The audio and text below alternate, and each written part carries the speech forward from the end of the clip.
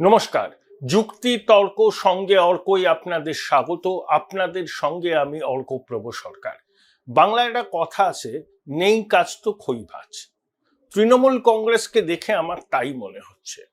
শকুনের দৃষ্টিতে তাকিয়ে আছে কোথায় কে বাংলা ভাষাকে নিয়ে কি বলছে, এবং যারা বাংলা ভাষা ঠিকাদার হতে চাইছে তারা কি বাংলা বলে সেটা পশ্চিমবঙ্গের মানুষ জানেন, দেশের মানুষ জানেন। এপাং ওপাং ঝপাং যদি বাংলা হয় আর তো কিছু বলার নেই। এই যে বীরভূমের বেতাজ বাদশাহ কেষ্টমণ্ডল, সে পুলিশের এক আইসিকে গালমন্দ করেছিল, তার পরিবারের মাতৃশক্তিকে অশ্রাব্য কুশ্রাব্য কথা বলেছিল, তারপর একটা ক্ষমা প্রার্থনার চিঠি লিখেছিল। সেই চিঠি বাংলা কিনা সন্দেহ আছে। একে তো ভুরি ভুরি বানান বল, তার উপরে বাক্য গঠনও নিয়ে প্রশ্ন আছে যে এটা বাংলা ভাষা কিনা। রাজ্যের এক তৃণমূল নেতা বলেছিলেন যে 2011 সালে রবীন্দ্রনাথ নাকি কিছু রচনা করেছিলেন। তারপর বঙ্গেশ্বরী একবার বলেছিলেন রবীন্দ্রনাথ গান্ধীজিকে ফলের রস খাইয়ে অনশন ভঙ্গ করেছিলেন। এসব আমরা জানি। এদের বাংলা প্রীতি, বাঙালি প্রীতি, ভাষার প্রীতি হচ্ছে নিছক লোক দেখানো। এখন কোনো বিষয় পাচ্ছে না, তো তাই খড়কুটোর মতো ধরে রাখতে চাইছে ভাষা সন্ত্রাস, বিজেপি বাঙালি বিরোধী ইত্যাদি ইত্যাদি। এগুলোতে কিন্তু চিরে ভিজবে না। সেটা শাসক দল যত তাড়াতাড়ি বোঝে তত মঙ্গল। কারণ বাংলা ভাষা আক্রান্ত হচ্ছে, এই যে ন্যারেটিভ তারা তৈরি করছেন, বাস্তবের সঙ্গে তার কোনো মিল নেই। এটা দেখুন, কোথাও কোনো আলোড়ন নেই। কেউ বিশ্বাসই করছে না যে ভাষা সন্ত্রাস হচ্ছে, বাঙালিদের উপর আক্রমণ হচ্ছে। লক্ষ লক্ষ বাঙালি বাইরে আছেন, পশ্চিমবঙ্গের বাইরে কর্মসূত্রে আছেন, পড়াশোনা করছেন। বলতে পারবেন কেউ আক্রান্ত হয়েছেন বাংলায় কথা বলার জন্য? আরে বাঙালিরা যেখানে থাকে সেখানে কালী মন্দির আছে, কালী পুজো করে, বড় বড় দুর্গা পুজো হয়, সেখানে ভিন রাজ্যের মানুষ একেবারে উৎসবের আবহে যোগ দেন। কোথাও শুনেছেন যে বাংলা এ কথা বলার জন্য বা বাঙালি হিসাবে পরিচয় দেওয়ার জন্য নিগ্রহের মুখে পড়ছেন? একদমই নয়, সম্পূর্ণ মিথ্যা। আমি কোন একটা চ্যানেলে দেখছিলাম দিল্লির প্রবাসী বাঙালিরা বঙ্গেশ্বরীকে বলছেন আপনি আপনার নিজের কাজ নিয়ে ব্যস্ত থাকুন, আমরা এখানে ভালো আছি। অনর্থক এমন পরিস্থিতি তৈরি করবেন না যাতে উত্তেজনা সৃষ্টি হয়। উনি ভোট কুড়োতে নেমেছেন, আসলে কিছু বলার নেই। তো তার নির্বাচনী প্রচারের অভিমুখ কি হবে? শিক্ষাক্ষেত্র লাটে উঠে গেছে, শিল্পক্ষেত্র লাটে উঠে গেছে, চাকরি নেই, কর্মসংস্থান নেই, বিনিয়োগ নেই, ফাটা রেকর্ড বাজাচ্ছে। আর কত 8টা এডিশন হচ্ছে Bengal global business summit, 19 lakh crore টাকার বিনিয়োগের প্রস্তাব এসছে। বাস্তবে কটা রূপায়িত হয়েছে দেখুন, তথ্য পরিসংখ্যান দিতে পারবে না। সামাজিক প্রকল্পের জয়গান গায়, যারা সামাজিক প্রকল্প ভারতবর্ষের সবকটা রাজ্যের রাজ্য সরকার করে, কল্যাণমুখী রাষ্ট্র ভাবনায় একটা গণতান্ত্রিক পদ্ধতিতে নির্বাচিত সরকার মানুষের পাশে দাঁড়াবে, লাইনের শেষে দাঁড়ানো লোকটার পাশেও দাঁড়াবে। এর মধ্যে নতুনত্ব কি? এটাতে কৃতিত্ব জাহির করার কিছু নেই। কেন্দ্রীয় সরকারের কত জনমুখী প্রকল্প আছে তার ইয়ত্তা নেই। সেটা তো জাত ধর্ম বর্ণ নির্বিশেষে মানুষ এই প্রকল্পের সুরাহা পায়, সুবিধা পায়। তাহলে অনেকেই কেন্দ্রের শাসক দলকে ভোট দেন না, কিন্তু প্রকল্পের সুবিধা প্রাপক যারা, তাদের কিন্তু কোনো ডিভিশন করা হয় না যে আমার ভোটারই আমার ভোটার নয় ইত্যাদি ইত্যাদি। এখন কি হয়েছে, লোধি কলোনি পুলিশ স্টেশনের এক আধিকারিক একটা চিঠি লিখেছেন বঙ্গভবনের এক আধিকারিকের কাছে। 8 জনকে আটক করা হয়েছে বাংলাদেশি সন্দেহে। তাদের কাছে কিছু নথিপত্র পাওয়া গেছে, সেই নথিপত্রটাকে ট্রান্সলেট করার জন্য। ফাইন, সেখানে ওই অফিসার চিঠিতে লিখেছেন বাংলাদেশি ভাষা। ব্যাস, বঙ্গেশ্বরী তার উত্তরসূরি থেকে ছোট বড় কুচো নেতা আমচা চামচা বেলচা রেড়ে করে নেমে উঠেছে, এই দেখো ভাষা সন্ত্রাস, বাঙালি বিরোধী। আচ্ছা, আমি আপনি যে ভাষায় কথা বলি, বাংলাদেশের মানুষকে একদম হুবহু সেই ভাষায় কথা বলেন না। বাংলাদেশের এমন এমন জায়গা আছে তারা বাঙালি, তাদের ভাষা বুঝতেই পারবেন না, কথ্য ভাষা তো বুঝতেই পারবেন না। চাটগাঁয়ে যারা থাকেন বা চট্টগ্রাম থেকে যারা এসছেন অতীতে, সিলেট থেকে যারা অতীতে এসছেন, তাদের কথ্য ভাষা আমাদের পশ্চিমবঙ্গের বাঙালিরা বুঝতে পারবেন না, অনেক কষ্ট করে বুঝতে হবে। বাংলাদেশের একটা শব্দ খুব ব্যবহার করে দেখবেন, আমি ওদের অনেক ভিডিওতে দেখেছি, আলামত। আচ্ছা, এই আলামত শব্দটা আমাদের পশ্চিমবঙ্গের বাঙালিরা ব্যবহার করেন না। এমনকি বাংলাদেশের বাঙালিরা বেশ কিছু শব্দবন্ধ ব্যবহার করেন যেগুলো বোঝা খুব মুশকিল। আমি যখন বাংলাদেশ নিয়ে ভিডিও করি তখন কমেন্ট বক্সে অনেক বাংলাদেশের বন্ধু মতামত জানান, আমার একটু অসুবিধা হয় মাঝে মধ্যে তাদের বক্তব্যটা ঠিক কি সেটা বুঝতে, কিন্তু তারা বাংলা ভাষায় লেখেন, কিন্তু তাদের ভাষা গঠন, শব্দ চয়ন অনেক ক্ষেত্রেই আমরা বুঝতে অসুবিধায় পড়ি। আর হিন্দিভাষী বলুন, অন্য রাজ্যের মানুষ, তাদের কাছে তো এটা একেবারে দুর্বোধ্য। তাই বাংলাদেশি সন্দেহে 8 জনকে আটক করা হয়েছে, তাদের কাছে নথি পাওয়া গেছে, সেই নথি যে ভাষায় আছে সেটা পশ্চিমবঙ্গের বাংলা কি প্রশ্ন সেটাই। তারা যে নথিতে যে ভাষা ব্যবহার করেছেন সেটা বাংলাদেশের ভাষা হতে পারে, সেটা বাংলা ভাষার একটা রূপ, সেই জন্যই সেটা বাংলাদেশি ভাষা। 18 কোটি বাংলাদেশি বাংলা ভাষায় কথা বলেন, কিন্তু তাদের ভাষা আর পশ্চিমবঙ্গের বাংলা ভাষার মধ্যে অনেক পার্থক্য আছে। কথ্য ভাষায় লেখার ক্ষেত্রে হয়তো অনেকটা মিল আছে, কিন্তু কথ্য ভাষায়ও তো লেখা হয়। যখন বাংলাদেশের প্রবন্ধ, গল্প, নাটক, কবিতা, গান যে ভাষায় লেখা হয় সেই ভাষার সঙ্গে এখানকার ভাষার মিল আছে, মানে লেখা ভাষা। কিন্তু কথ্য ভাষার সঙ্গে আমরা বাঙালিরা যে ভাষায় কথা বলি, বাংলাদেশের বাঙালিরা অনেক সময় সেই একই রকম কথ্য ভাষায় কথা বলেন না। আর যে 8 জনকে বাংলাদেশি সন্দেহে আটক করা হয়েছে তাদের নথিতে হয়তো সেই কথ্য ভাষাই আছে, সেই জন্য বাংলাদেশি ভাষা বলা হয়েছে। যে ভাষা সন্ত্রাস কি, বাঙালির প্রতি বিদ্বেষ কেন, এই প্রশ্নগুলো উঠে আসলে তৃণমূল যে চৌর্যবৃত্তির সাম্রাজ্যটা তৈরি করেছে তার থেকে নজর ঘোরাতে চাই। যে আর্চিকরের তিলোত্তমার হত্যাকাণ্ডের বর্ষপূর্তি হতে চলেছে, মানুষ আবার পথে নামবে, সামনে নবান্ন অভিযান আছে, তাই অ্যাটেনশন ডাইভার্ট করো। বাংলা, বাঙালি, ভাষা সন্ত্রাস, বাঙালির প্রতি ঘৃণা, এগুলো খাবে না দিদিমণি।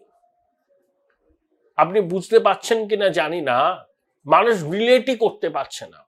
সম্প্রতি হরিয়ানায় ওখানে পরিযায়ী বাঙালি শ্রমিকদের নিয়ে একটা বিরাট বড় সভা হয়, হরিয়ানার শিক্ষামন্ত্রী অ্যাড্রেস করেছিলেন, 30,000-এর কাছাকাছি পরিযায়ী শ্রমিক যোগ দিয়েছিলেন। তাতে হরিয়ানার শিক্ষামন্ত্রী আশ্বস্ত করেছেন যারা প্রকৃত ভারতীয়, তার ধর্ম যাই হোক না কেন, কোন রকম নিগ্রহের মুখে পড়বেন না, এবং বাংলাদেশিদের চিহ্নিত করার দায়িত্ব ওই পরিযায়ী শ্রমিকদেরই নিতে হবে যারা ভারতের নাগরিক, ধর্ম যাই হোক না কেন। কারণ অনুপ্রবেশ একটা বড় সমস্যা। এই অনুপ্রবেশের মাধ্যমে সন্ত্রাসবাদীরা ঢুকছে। শুধু বিজেপি শাসিত রাজ্য কেন, রেবন্ত রেড্ডির তেলেঙ্গানা, সিদ্দারামাইয়ার কর্ণাটক, পিনরাই বিজয়নের কেরল, দিদির ভাতৃস্থানীয় স্টালিনের তামিলনাড়ু, অরবিন্দ কেজরিওয়ালের আপ, পাঞ্জাবের আপ, সবাই কিন্তু ওই অনুপ্রবেশকারী বাংলাদেশিদের খোঁজার ব্যাপারে উদ্যোগ নিয়েছে, কারণ এটা জাতীয় স্বার্থের সঙ্গে সম্পর্কিত। এর সঙ্গে বাঙালি বিদ্বেষ, বাংলা ভাষার প্রতি অসূয়া, এর কোনো কারণ নেই। এটা loud and clear, crystal clear. Trinamool সব বুঝছে। এই বললাম না, খড়কুটোর মতো কিছু ওটা আঁকড়ে ধরতে হবে, সেই আঁকড়ে ধরে মানুষকে বিভ্রান্ত করতে হবে, ভোটের আগে একটা ন্যারেটিভ তৈরি করতে হবে। যত ভোট এগোবে দেখবেন তত চড়া সুরে প্রচারে নামবে, গলায় প্ল্যাকার্ড ঝুলিয়ে তৃণজীবী বুদ্ধিজীবীরা রাস্তায় নামবেন, বঙ্গেশ্বরী হাঁটবেন, ছোটবাবু হাঁটবেন, বাংলার আয়াতুল্লাহ থেকে শুরু করে সবাই হাঁটবেন, ছি ছি ছি ছি সব স্লোগান টোগান উঠবে। এসব আমরা জানি, কিন্তু এই ন্যারেটিভ কিন্তু মানুষ নেবে না। কারণ মানুষ জানেন, এখানকার বাঙালিরাও জানেন, প্রবাসী বাঙালিরাও জানেন, বাংলায় কথা বলার জন্য যাদেরকে আটক করা হয়েছে তাদের নাগরিকত্ব নিয়ে সংশয় আছে। বাংলাদেশিরাও তো বাংলায় কথা বলেন, কিন্তু তারা যদি বাংলাদেশের নাগরিক হয়, আমাদের দেশটা ধর্মশালা তো নয়, তাদেরকে লাল কার্পেট বিছিয়ে তো অভ্যর্থনা জানাতে পারবো না। আর অনুপ্রবেশকারী অবৈধ বাংলাদেশিরা এখানে ঢুকে জনসমুদ্রে মিশে। Join Indian Institute of Hotel Management now. Right choice, right decision. কোনোভাবে একটা পরিচয়পত্র জোগাড় করে ভারতীয় নাগরিক হতে চাইছেন এবং তারা প্রকৃত ভারতীয়দের কাজের সুযোগকে নষ্ট করছেন। তাই প্রকৃত ভারতীয় যারা, তিনি যে ধর্মেরই হোক না কেন, তাদের উচিত অবৈধ অনুপ্রবেশকারী বাংলাদেশিদের চিহ্নিত করা এবং প্রয়োজনে প্রশাসনের কাছে জানানো যে তাদের সন্দেহ এরা হচ্ছে বাংলাদেশি, জনসমুদ্রে মিশে গিয়ে ভারতীয় বলে নিজেদের পরিচয় দিতে চাইছে। এবং এই যে বেছে বেছে যাদেরকে আটক করছে বা সন্দেহের বশে আটক করছে, এই পরিচয়গুলো পুলিশকে কে দিচ্ছে? অবশ্যই প্রবাসী বাঙালিরা দিচ্ছেন। তাদের একটা বড় অংশ পরিযায়ী শ্রমিক। তারা বুঝতে পারছেন এই অবৈধ অনুপ্রবেশকারী বাংলাদেশিদের জন্য তাদের সংকটের মুখে পড়তে হচ্ছে, তাদের কাজের সুযোগ কমে যাচ্ছে। এই যে হরিয়ানাতে যে একটা বড় সমাবেশ হয়েছে পরিযায়ী বাঙালি শ্রমিকদের, সেখানে হরিয়ানার শিক্ষামন্ত্রী সম্বোধন করেছেন, দেখছেন কোন মেন স্ট্রিম কাগজে তার খবর নেই। কারণ যদি এই খবরগুলো লিখলে বঙ্গেশ্বরী রুষ্ট হন, যদি বিজ্ঞাপন বন্ধ হয়ে যায়, এসব ভয় ভীতি ভাবনা এসব তাদের তাড়া করে বেড়ায়। সেই জন্য তারা এই খবরগুলো কিন্তু প্রকাশ করছেন না। হেডিং এ যে খবর আসছে, সেই খবর আপনি পড়তে পড়তে একটা জায়গায় গিয়ে দেখবেন তারাই বলছে যে পরিযায়ী শ্রমিকরাই, ভারতীয় পরিযায়ী শ্রমিকরা, তারাই চিহ্নিত করে দিচ্ছেন সন্দেহের বশে এরা বাংলাদেশি। এটাই হচ্ছে বাস্তব। তাই কোথাও বাংলা ভাষার উপর আক্রমণ হচ্ছে না, ভাষা সন্ত্রাস হচ্ছে না, বাঙালি বলে কাউকে খেদানো হচ্ছে না, আটক রাখা হচ্ছে না। যাদেরকে ডিটেইন করা হয়েছে তাদের নাগরিকত্ব নিয়ে সন্দেহ আছে, তাদের নথিপত্র যাচাই করার প্রক্রিয়া চলছে। যদি নথিপত্র সন্তোষজনক হয় ছেড়ে দেওয়া হচ্ছে, এবং যাদের নথিপত্র সন্তোষজনক নয় তাদেরকে আটক রাখা হচ্ছে এবং আইন অনুযায়ী ব্যবস্থা নেওয়া হচ্ছে। এবং সারা ভারতবর্ষ জুড়ে এটা চলছে। মাননীয়া ভোট ব্যাংকে বার্তা দিতে চাইছেন, ভোট ব্যাংকে। কারণ মাননীয়া জানেন এই অবৈধ অনুপ্রবেশকারীরা এখানে প্রবেশ করে পরিচয়পত্র বাগিয়ে ভোটার তালিকায় নাম তুলেছেন এবং এরা তাদের ভোট ব্যাংক। সেই ভোট ব্যাংক যাতে ক্ষতিগ্রস্ত না হয় সেই জন্যই মাননীয়ার এই বাংলার প্রতি দরদ, বাংলা ভাষার প্রতি দরদ। কলকাতা শহরে বা রাজ্যের বিভিন্ন জেলা শহরে যে সমস্ত দোকান আছে তার সাইনবোর্ড গুলো সবকটা বাংলায় লেখার ব্যবস্থা করুন। আন্দোলন করুন, সবাই নামবো। কলকাতা শহরে বাঙালিরা কোন ঠাসা, জমি বেচে বাড়ি বেচে তারা শহরতলিতে আস্তানা তৈরি করছেন। আপনি এইগুলোর উপর নজর দিন।